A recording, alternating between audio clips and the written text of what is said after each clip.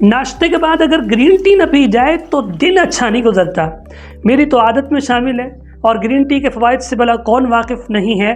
لیکن اگر آپ کا بھی گلا ذرا سا ڈسٹرب ہے اور کچھ نزلہ زکام سا محسوس ہو رہا ہے تو اس خزانے کو گرین ٹی میں ایڈ کریں اور پھر کمال دیکھیں.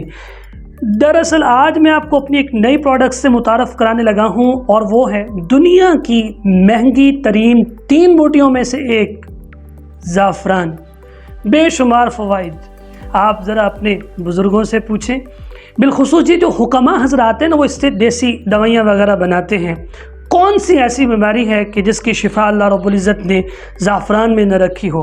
اگر آپ کو بھی خالص زعفران چاہیے تو میرا واٹس ایپ نمبر سکرین پر شو ہو رہا ہے، اس پر رابطہ کریں.